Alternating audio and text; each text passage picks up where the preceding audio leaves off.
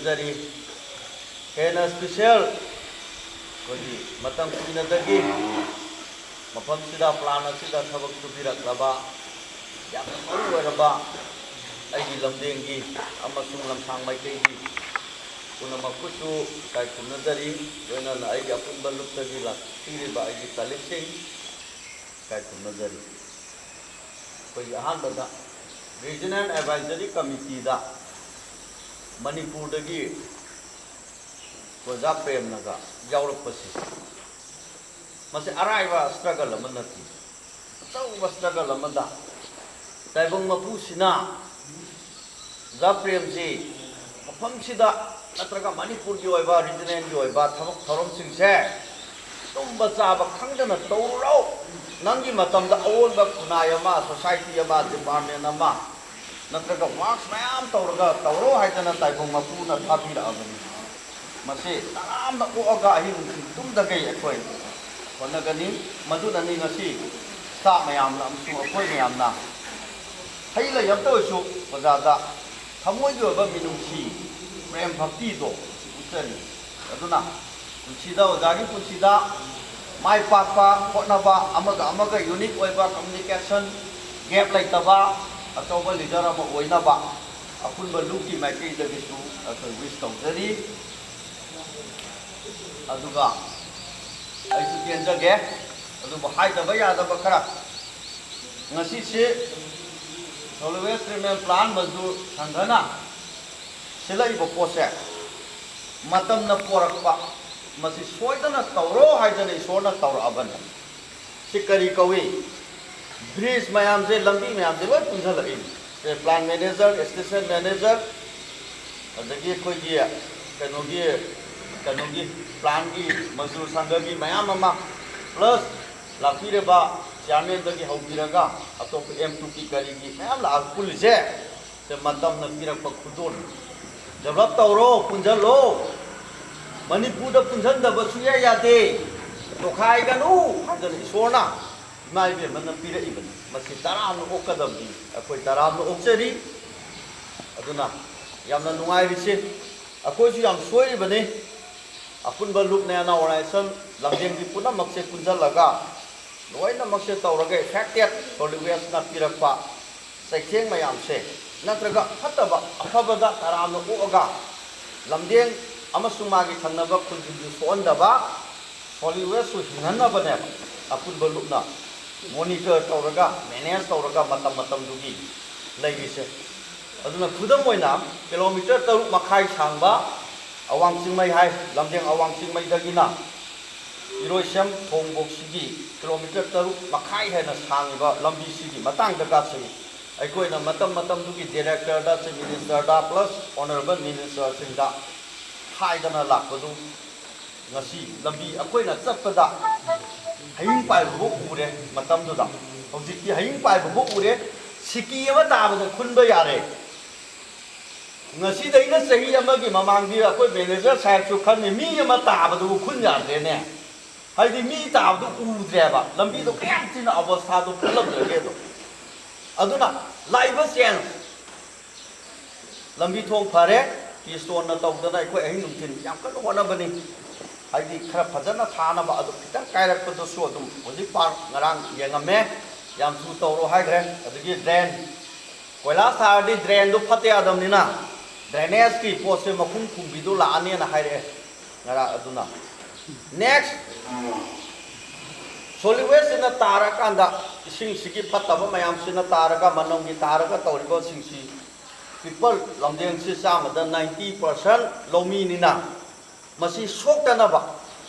matam sige director akoi kanobok chief secretary bu yauna unabane aduna lamdengi tawgada ba yam leini sarpen solwes ya koina government na singja pora ga thamare akoi su yare taram oksari tawgada bu solwes gi surrounding da lei ba parja sing people sing di solwes na mangaloi da bane aduna ina sarprem da special aina mieng changjan jari se apun baluk ko su mateng pangbiu akoina su sarprem gi mateng pangakani aduna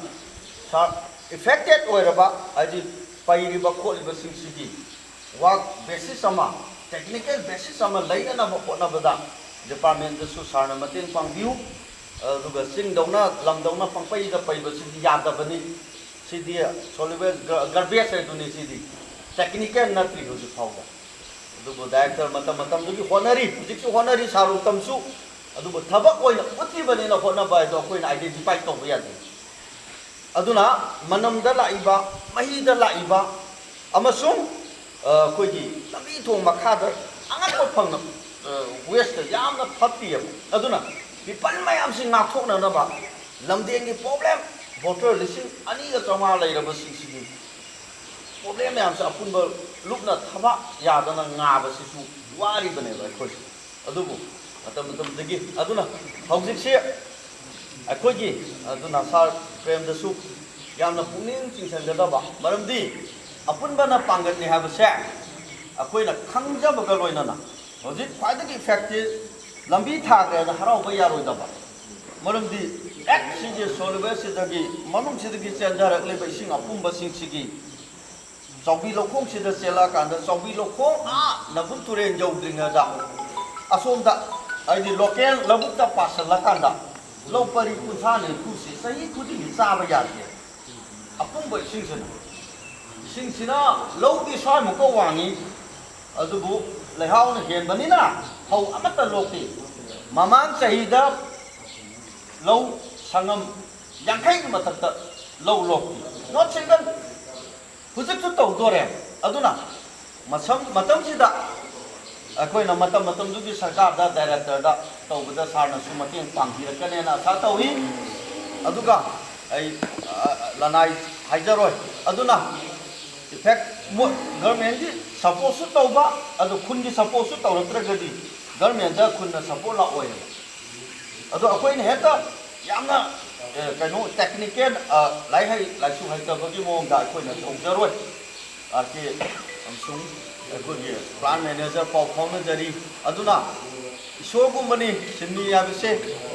आइसु अखोइसु सिन्मीनी मतमदा R K सामना खंगिरिनी हाप मतमदा अखोइ याउजरिबनी सुमाय तौरगा सि तौसी ति तौसी अदुना इसोरदौना खंजै तौगदबु यामना थक्सी कासी discipline हाइदि खना चैनदबा अपुनबा अमा लैबा अदगी plan manager दा हाइनरगा administration block सिदा union की office मचा अमा लैरब्रा लैरदि फरे सिदाना थंबियु आरो मैम नों फादो कोयरकपदा टेबल चौकी थमदना को system तौगदबनी ngasi makso awat pa lay nakoi ki register tawraga si loi attend ta hogadabani sukthaba register ama union ki laigadabani adu laibo ngasi attend tawba laite si photo kapaga chamthoga adu ngi kaduda union ki kaduda phadana thekadabani rek ama semgadabani toki khara laigadabani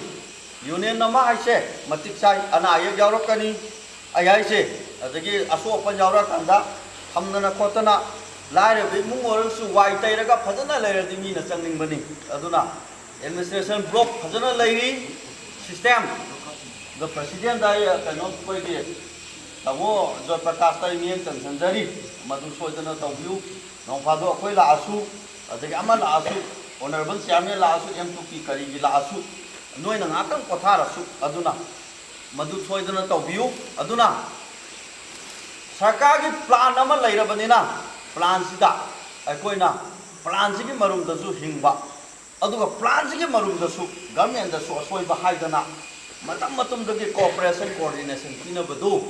अदुबु कवी administration हाइदो अदुना याम फजना अखोइसे खो लौनदना अमगा मतें पांगदना plan manager की सु पांगबा union की सु पांगबा union नसु अखोइदा पांगबा नोगी सु पांगबा सिकांदनी अफबा आका पोरकदोइसे अदुना लमदेंग की तौरकांदा करिकल सारगी मतम की को ऑपरेशन तौनसी अदुना सारगी मतम दसु अखोइ बुसिनबिरओ अदुगा हुजिक आइ हाइजबदो सर कोगी चीफ सेक्रेटरी उनरबिरक्प मतमदा कमिश्नर उनरबिरक्प मतमदा लमदेंग की डायरेक्टर महूत उनरप मतमदा लमदेंग प्रजाना लो हुनगदोरबा लो संगम यांखै दुगी मराय भक्तो ꯃꯃꯥꯡꯒꯤ ꯆꯍꯤꯗꯧꯅ ꯆꯍꯤ ꯀꯌꯥ ꯂꯣꯛꯄ ꯌꯥꯗꯕꯗꯣ ꯃꯗꯨꯝꯇꯪ ꯁꯥꯔꯅꯁꯨ ꯊꯤꯡꯒꯥꯏꯕꯤꯔꯛꯎ ꯈ꯭ꯋꯥꯏꯗꯒꯤ ꯐꯥꯁꯤꯁꯁꯦ ꯄ꯭ꯔꯣꯕ꯭ꯂꯦꯝꯅꯤ ꯂꯧꯃꯤꯁꯤꯡꯗ ꯂꯧ ꯂꯣꯛꯇ꯭ꯔꯗꯤ ꯀꯩꯗꯧꯅꯅꯤ ꯂꯧ ꯎꯔꯤꯕꯗꯨꯅ ꯂꯧ ꯂꯣꯛꯇ꯭ꯔꯗꯤ ꯀꯩꯗꯧꯔꯅꯤ ꯑꯗꯨꯅ ꯁꯨꯃꯥꯏꯅ ꯑꯩꯈꯣꯏ ꯌꯥꯝꯅ ꯇ꯭ꯔꯥꯟꯁꯄꯔꯦꯟꯁꯤ ꯂꯩꯅ ꯆꯠꯃꯤꯟꯅꯁꯤ ꯌꯥꯝꯅ ꯅꯨꯡꯁꯤꯅꯁꯤ